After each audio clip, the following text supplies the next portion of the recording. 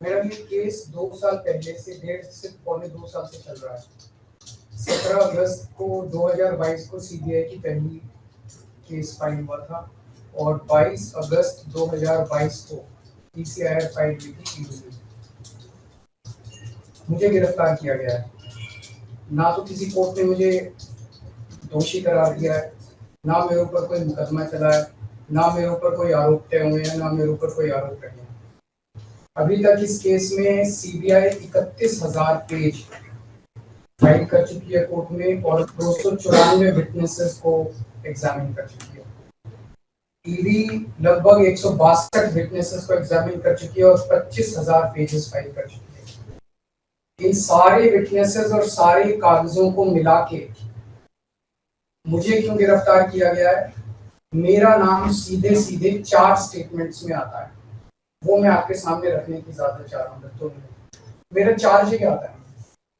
पहला, सी अरविंद मनीष सिसोदिया जी के सेक्रेटरी थे।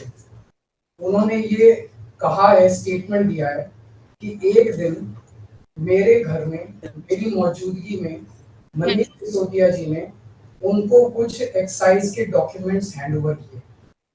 That's it madam. उन्होंने ये नहीं कहा कि मेरी मौजूदगी में कोई पैसे दिए, कोई ऐसा कोई आरोप नहीं है। मेरी मौजूदगी में सी अरविंद को मनीष सिसोदिया जी ने एक्साइज के कुछ डॉक्यूमेंट्स।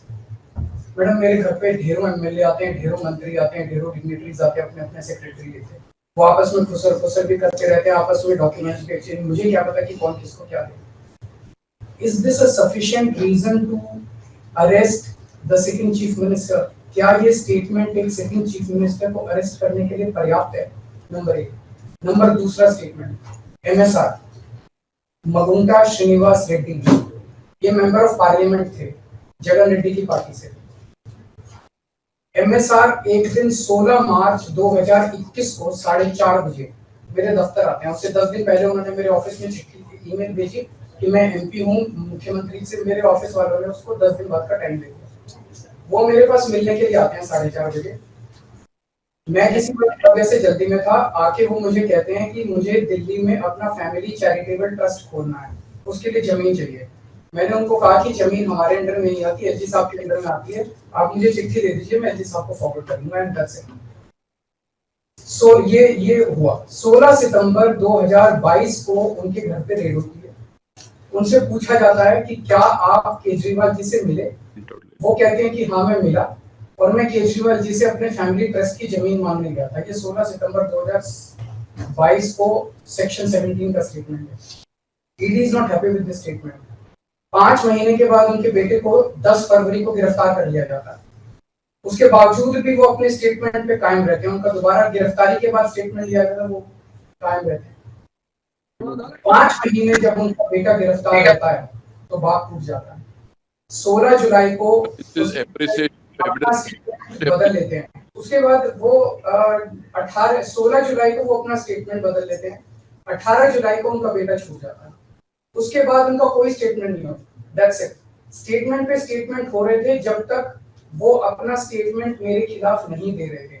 जैसे उन्होंने मेरे खिलाफ स्टेटमेंट दिया, बेटा भी छूट गया, स्टेटमेंट होने भी बंद हो गए और 3 अक्टूबर को उनका माफीनामा भी हो गया। Mission accomplished. इसका मतलब ईडी का मिशन केवल और केवल मुझे फंसाना था। 3 सेक्शन 50 के स्टेटमेंट है मैम। तीनों से सेक्शन 50 के स्टेटमेंट है, they are equal in the eyes of the law. तीनों बराबर है, तीनों की ग्रेविटी सेम है। तो उसमें से एक स्टेटमेंट के तवज्जो क्यों दी गई? क्या जांच की गई है जानने के लिए उसमें से एक ठीक है और बाकी 2 गलत है? जो 25,000 पेज ईडी ने फाइल किए हैं कोर्ट के अंदर, उन 25,000 में जो केजरीवाल के खिलाफ वाला स्टेटमेंट है केवल वो लगाया गया, बाकी दोनों स्टेटमेंट दबा दी गई। क्यों मैम? कोर्ट के सामने तीनों स्टेटमेंट लाए जाने चाहिए थे ताकि कोर्ट डिसाइड कर ले कि सच्चाई क्या है। चलिए ठीक है। 1 मिनट मैम। तीसरा स्टेटमेंट है उनके बेटे का, राघव मगुंटा से 16 सितंबर को उसके घर पे जब रेड होती है उनसे स्टेटमेंट लेते हैं। He says whatever his father had said। उसके बाद 10 फरवरी को उनको अरेस्ट किया जाता है। उसके बाद उनके 5 स्टेटमेंट्स होते हैं। पांचों स्टेटमेंट्स में वो वही बोलते हैं जो पहले बोला। फिर 5 महीने तक वो जेल में रहते हैं। उसके बाद जब 16 जुलाई को उनके पिताजी स्टेटमेंट बदलते हैं तो 18 जुलाई को उनको छोड़ दिया जाता है। तो 7 स्टेटमेंट्स उनके हुए, 6 में वो मेरे खिलाफ नहीं बोलते, 7वें में जैसे ही मेरे खिलाफ स्टेटमेंट देते हैं उनका उसके बाद कोई स्टेटमेंट नहीं होता, उनको जेल में डाल दिया जाता है, उन्हें माफीनामा दे दिया जाता है। तो जो 6 स्टेटमेंट्स हैं ये रिकॉर्ड पे नहीं लाए जाते।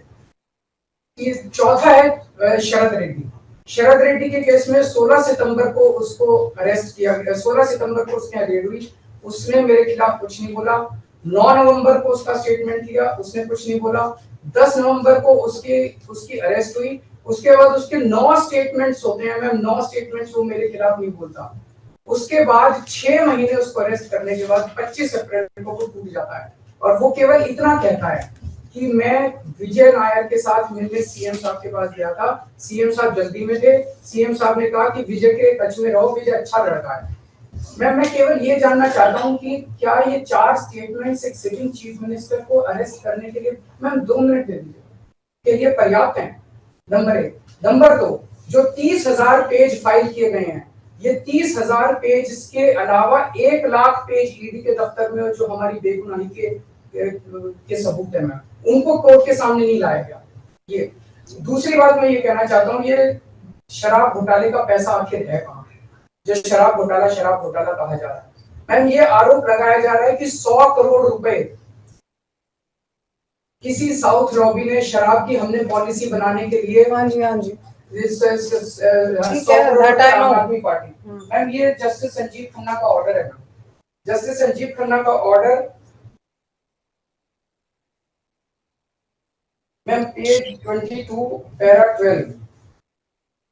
The assertion in the complaint filed by DOE that kickback of rupees 100 crore was actually paid by Liquor Group is a matter of debate.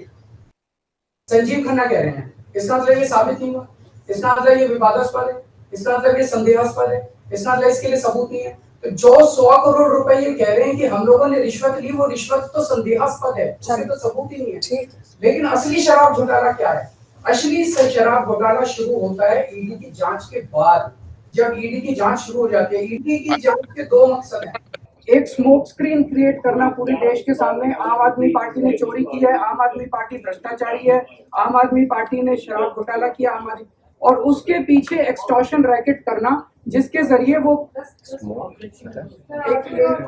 Extortion racket करना जिसके जरिए वो पैसे इकट्ठे कर रही है। मैं आपको सबूत दे रहा हूँ। शरद रेड्डी के केस में शरद रेड्डी को बेल 2 वजह से मिली। एक, शरद रेड्डी ने मेरे खिलाफ स्टेटमेंट दिया और शरद रेड्डी ने अरेस्ट होने के बाद 55 करोड़ रुपए का चंदा बीजेपी को दिया, 55 करोड़ रुपए के bonds arrest. So he bought his bail ma'am, he bought his bail. Now the money trail is clearly established. Money trail is clearly established. Ma'am, just last 1 minute. Last 1 minute. The money trail is established, ma'am. उसने अपनी bell arrest होने के बाद 55 करोड़ रुपए का चंदा BJP को दिया, बीजेपी के अकाउंट में सीधा गया। मनी ट्रेल इज एस्टैब्लिश्ड और यही पूरी जांच का मकसद था। एक तरफ आम आदमी पार्टी को क्रश करना, एक स्मोक स्क्रीन क्रिएट करना, भ्रम का पर्दा और पीछे से एक्सटॉर्शन करना। Thank you.